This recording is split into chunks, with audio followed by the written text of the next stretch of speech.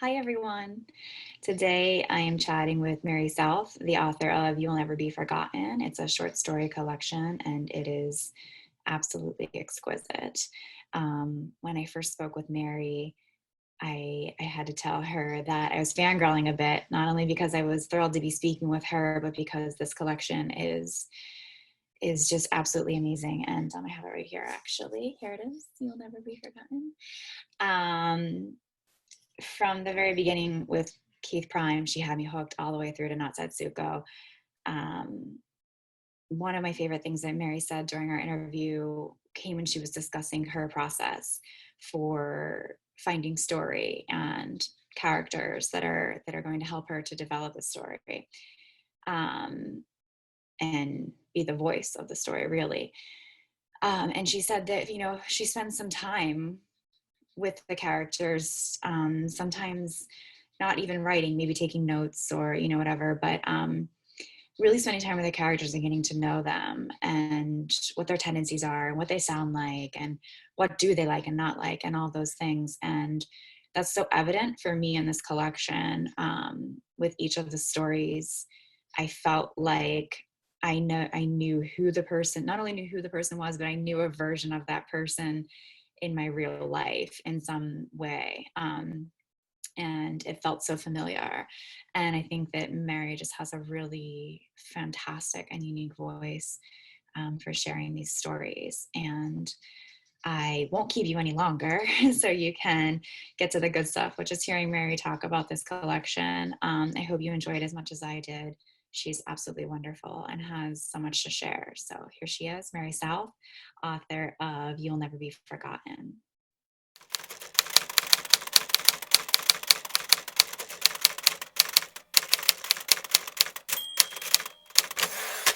Hi, yes, now I can. How are you? Hey, how are you?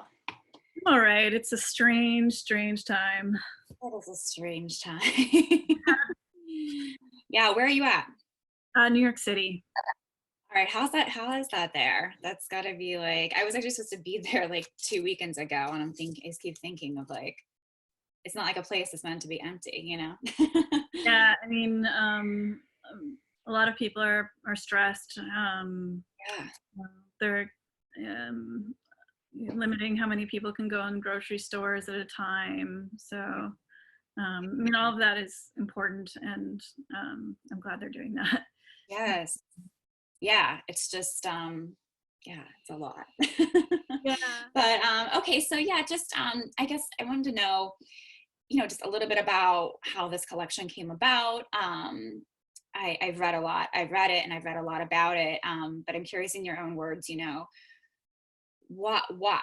What was the inspiration for the collection? Did you have a story or two done and knew that it was something bigger, or just a little bit about why you chose to do this book?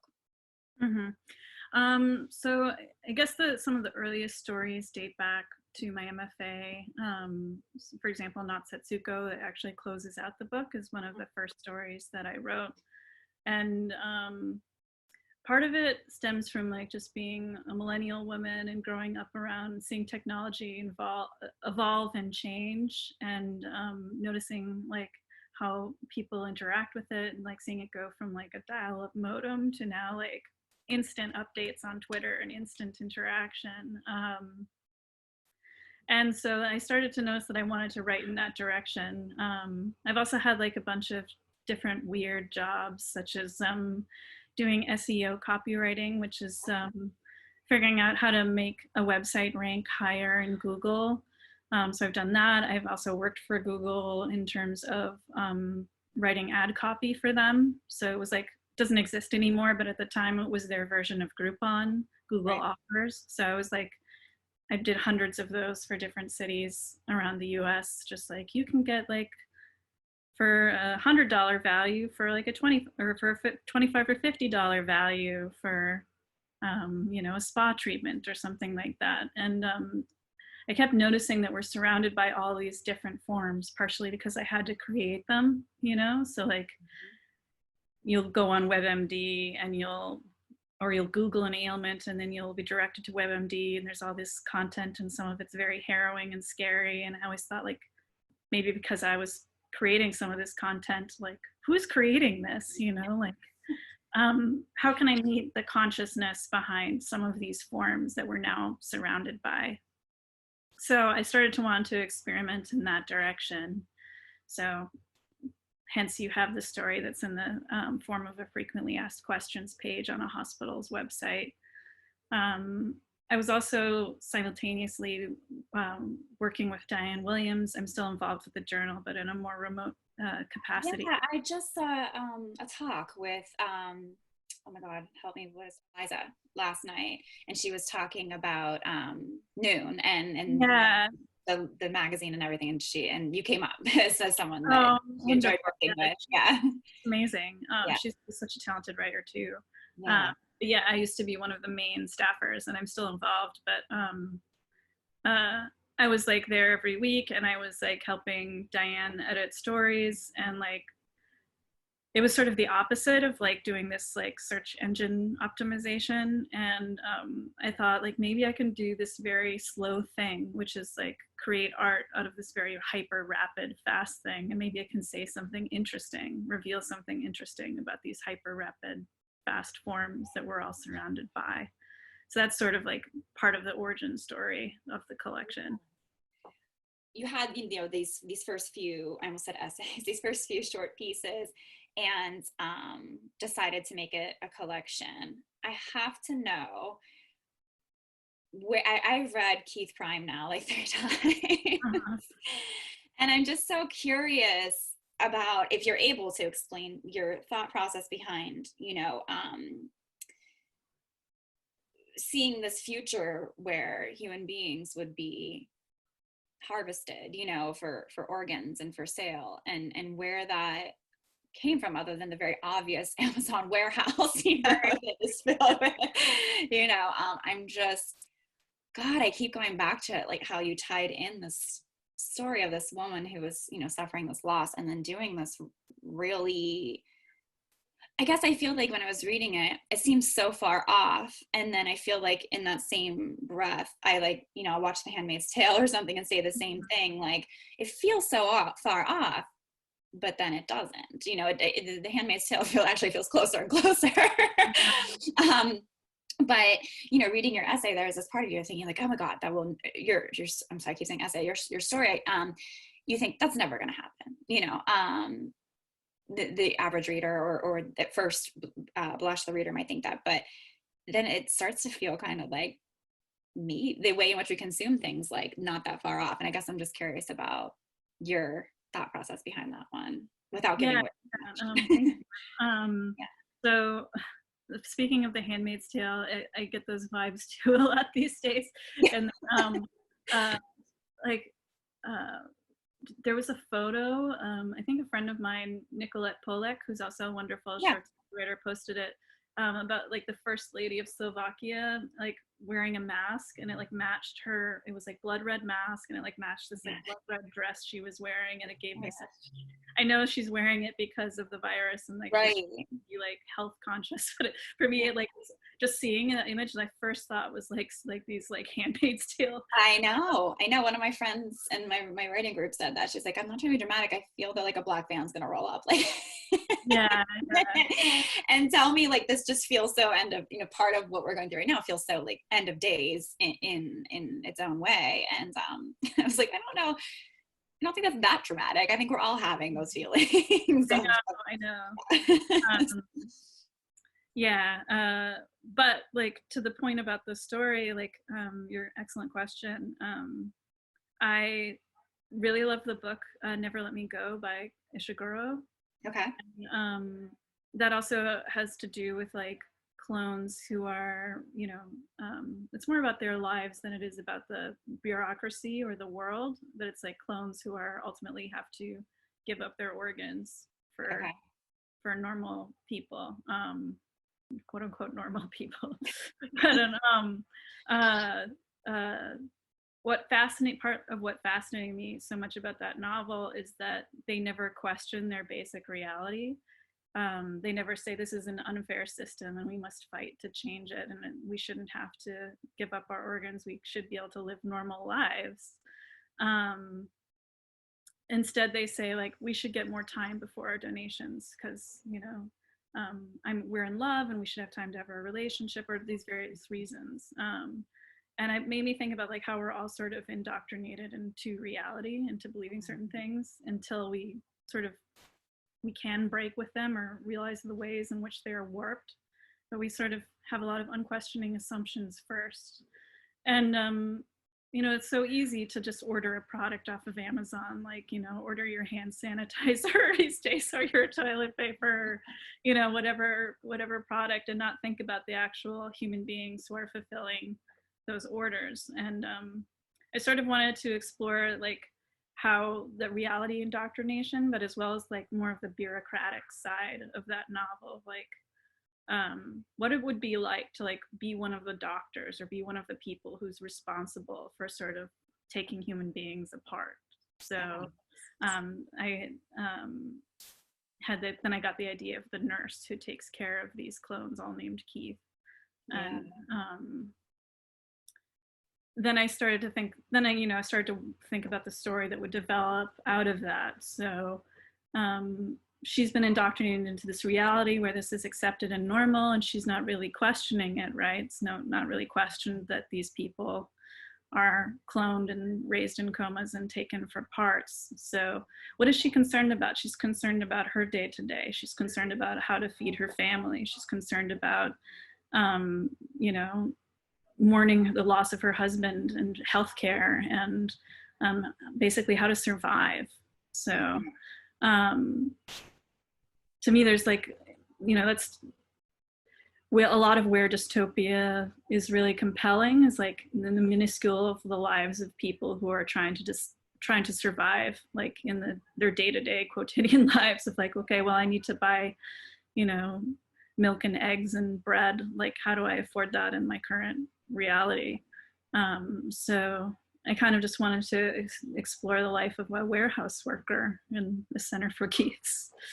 It's so, not to relate it so much to what we're going through, but it's arriving in people's lives, in my life, this particular story, at a time when we are thinking about the people that are still delivering food to people's houses and filling these boxes in warehouses. And, I read this piece in the Times about the people that are still getting on the subway because they have to get to work. And it's, what would you do in order to, like you said, pay the bills and these things that you would do. And we don't always think, we're luckily and fortunately quarantined in our homes, and we don't always step outside of that. And who are these people that are showing up at our doorstep and making sure we get our toilet paper, and I was reading it and I was just maybe, and again, maybe that's why I was struck by the writing, of course. And then I do think it's just so pertinent to the way our world is. And then it's amplified by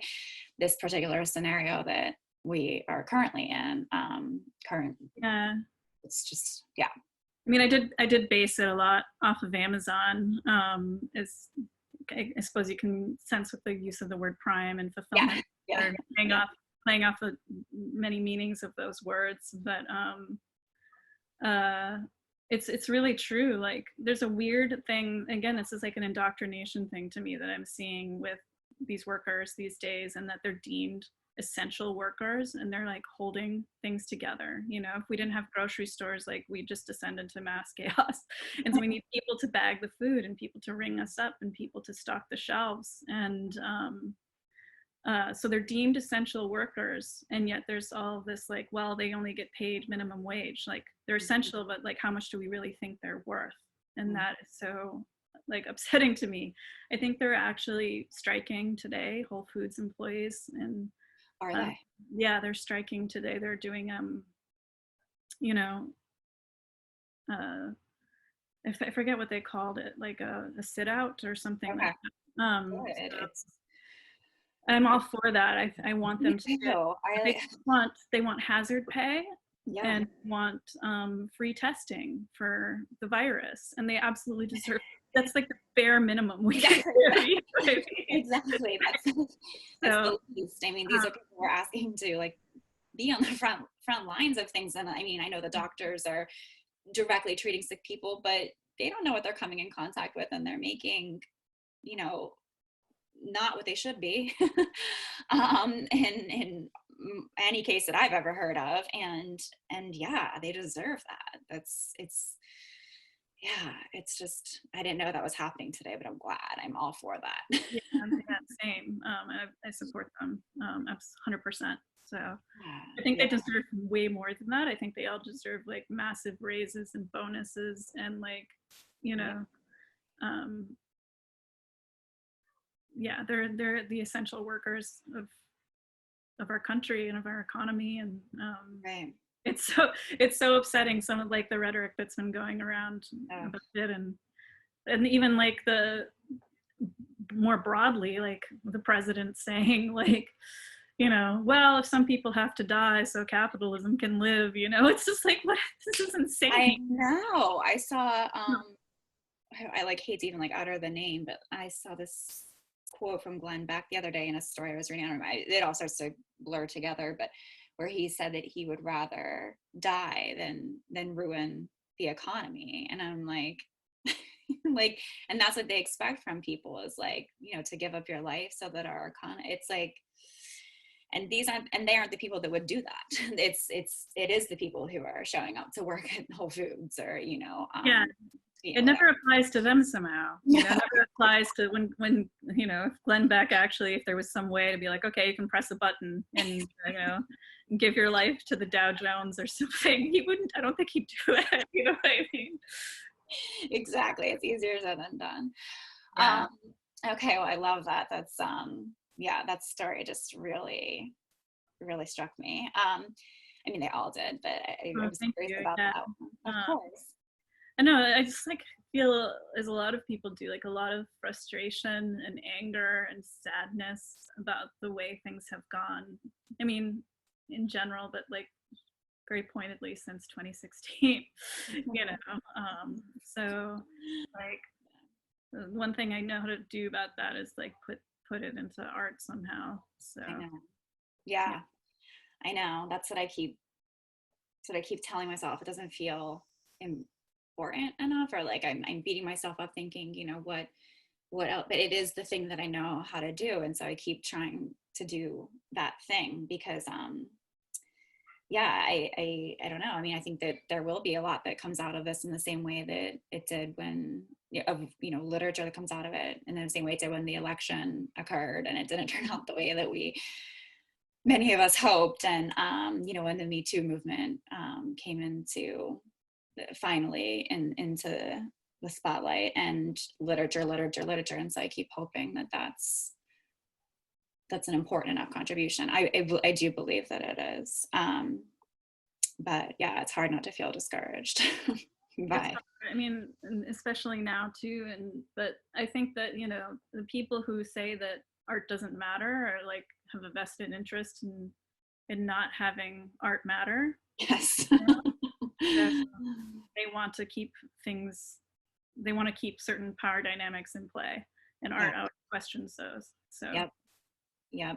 I totally agree. Speaking of 2016, and you know, some of the stuff coming from more recent years, when did you actually start this? Like, how long was this book's progress, I guess? You know, when did you start and finish it? I know some people are like, I started it 20 years ago and wrote the first thing, and then I, you know, but I'm just curious. well, I mean, it is kind of like that. It Yeah. is like a process of writing it over 10 years. Yeah. So I'm hoping the next one will take less time. In fact, the next one has to take less time. But you know, part of that is that I think I grew a lot as a writer, and I would write a story and add it to the book, and then I would write a few more, and then I would look back on that first story and say, okay, this isn't really is doesn't fit anymore. It's not the quality that I've grown into. Right. So I would say from my MFA, there's only 3 stories that are actually from that date back to my MFA, and the rest are after. Okay.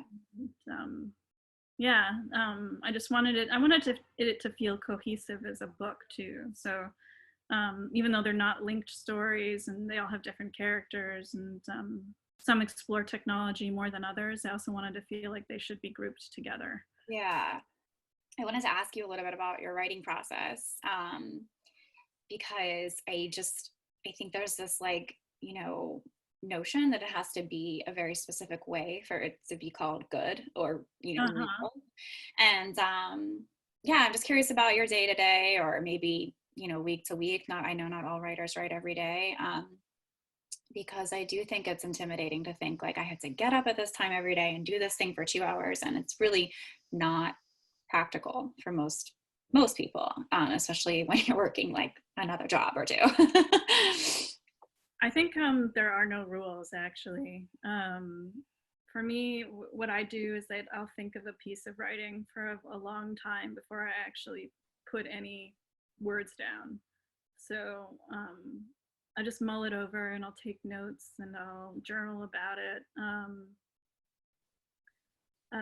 So part of it is that I want to know sort of what's going to happen in the story. It's a bit about plot, but it's also just like who the character is and who do they sound like. Like for example, the mother in Not Setsuko, who raises her second child as the first because she can't get over the daughter's death. I took a while to figure out that voice, and that voice should be it should be creepy a little bit, but it should also be a little bit detached and a little bit you know sort of yeah, just sort of removed and sort of not acknowledging certain things. So like I would just think about how she would sound in her own mind as well as how she would Mhm. speak. So Yeah. then once I can like get sort of general like arc of what I'm writing about as well as like how the character should sound, um, then I can start writing the story. Uh, Yeah. so same with like, same with all the stories, but like the title story, like it's in third person, though it's very clearly like sort of in the woman's point of view. And that's because like she also feels sort of removed from herself. And Mhm. it's very sort of like a repressed and sometimes not repressed rage filled story. So Yeah. like, how do I build out that voice? How do I get that feeling into words? Mhm. So for me, it's like a lot of figuring that out first, and then I will um, write a lot of times after that, really in intense bursts. Like I'll write all weekend, like all Saturday, all Sunday, and in the evenings, or I will take vacation time and I will write for 2 weeks straight and and get like a draft out that way, and just keep going like that until I have a completed story, and then it will go down to a lull again, and I'll then go back and revise it, and I'll smooth out the language more, and it kind of has proceeded like that with stories. I'm not sure. I'm gonna try work on a novel now, and Yeah, that's the next question for you. yeah, yeah. So the next, I don't know how that process is going to change. I've already sort of started writing it, and I'm like realizing like, oh, I can't necessarily write the same way Right. I've written the stories, but in a way that's sort of encouraging. Like maybe each book gets written in a different way. Yeah. I don't know. Each book Yeah. is a new process. Yeah. Yeah. I love that. It sounds like I love that you get to know your characters in that way first. And it's very evident in your writing. It's actually one of the things I pointed out to my husband when I was reading him pieces of Keith Prime. Like I loved that you had, the main character and her very specific feelings about what it meant to be this nurse taking care of a Keith, and her confliction, about her role, and then like her friend who was kind of like, yeah, I don't know, like I no longer have to change this catheter, and I kind of feel like, well, that's how real life would be. You'd have, the voice of a friend who was like, I mean, I would be the empath. I would be like, Mhm. I don't know, I can't sleep about this, and I'd have my friend who's like, whatever, like, and you can tell that you live with those people, so that makes a lot of sense about your process. Yeah. That's so interesting too. Like, I mean, I could write a story. I could write a collection of stories all set in the Keith world, essentially, Yeah. right? Different characters who do different jobs, or even that same job of tending to Keiths, and they would all potentially sound different because Yeah. everybody thinks differently, but also everybody responds to like stress or trauma differently, as we're seeing a little bit now. Like some people are, you know, writing and reading a lot is a real solace to them. Like right now, dealing with the stress, and some people are really distracted and find it hard to focus. And like either of those responses are fine, you Right.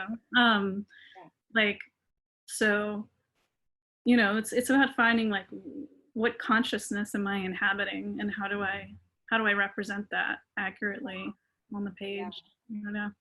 Yeah. That's Yeah. so interesting. Yeah, I could see that once you nail that voice, you would almost live in it until it, you say you write in bursts, and I could see Mhm. where you would be, you can correct me if I'm wrong, but it sounds like you're living and you understand it, it's in your body, and then, you just write until it's out, even if it's a, shitty first draft, so to speak. Yeah. Yeah, I love that though. I think that's really fascinating. Yeah. Look, it's hard to like leave voices that you've gotten really attached to as well. Yeah, I would Like I imagine.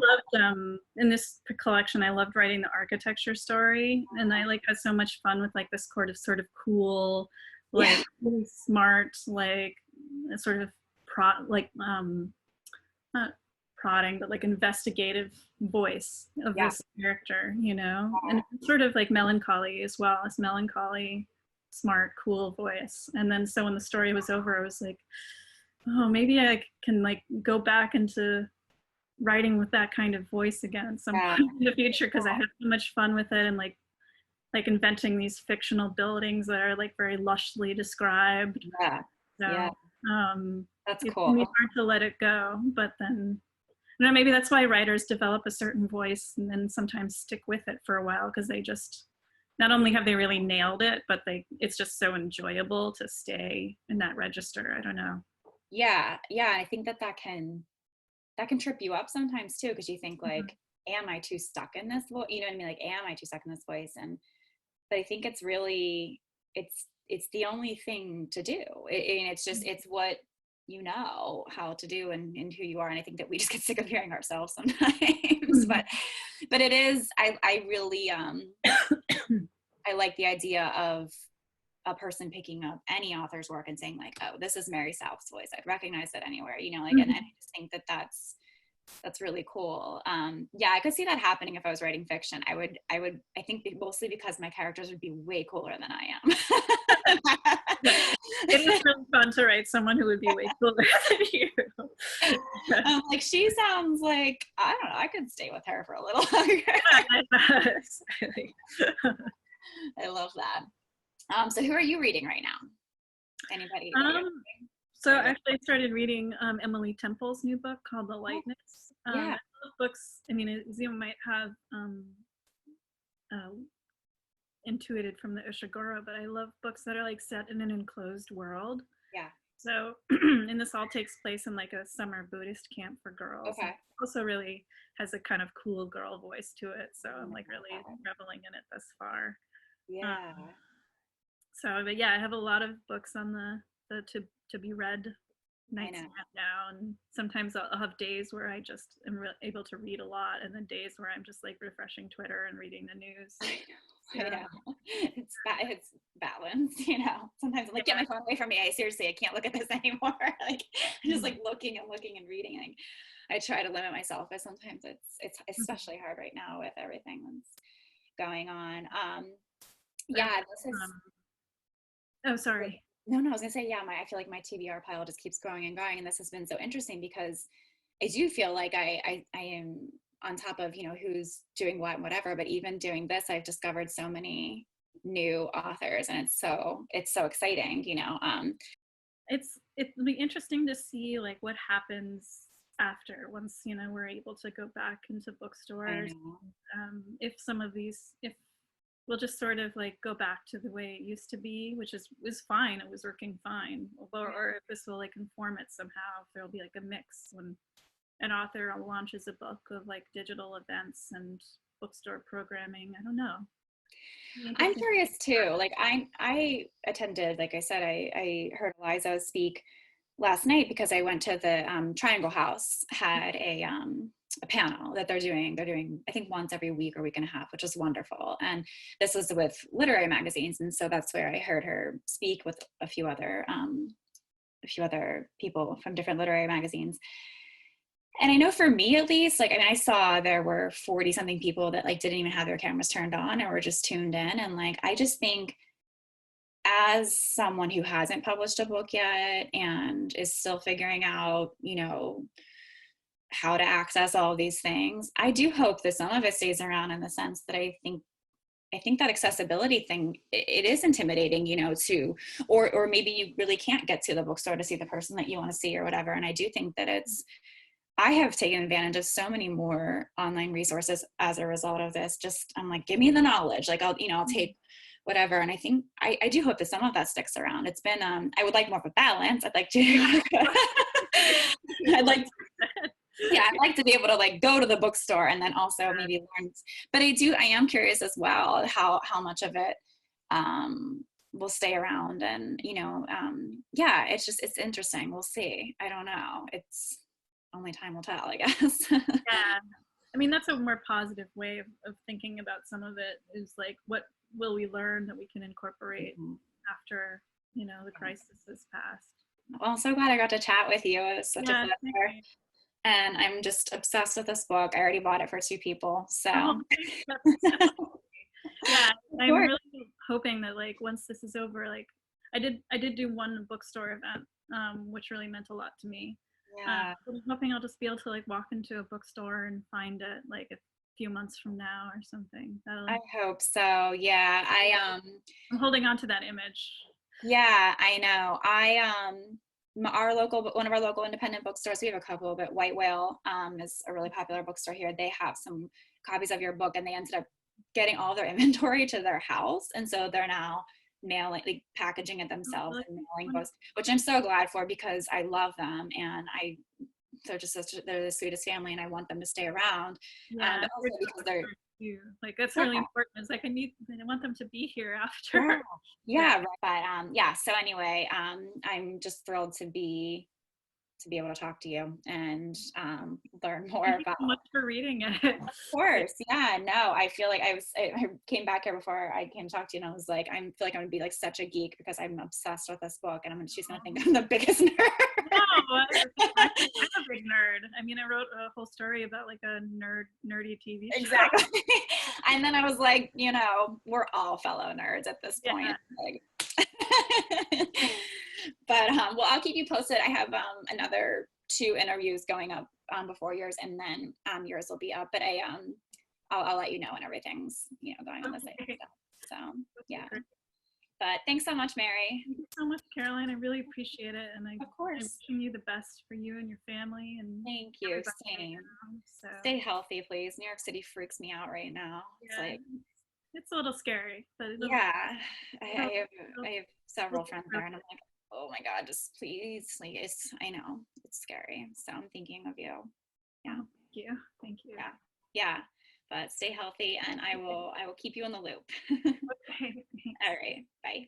Bye.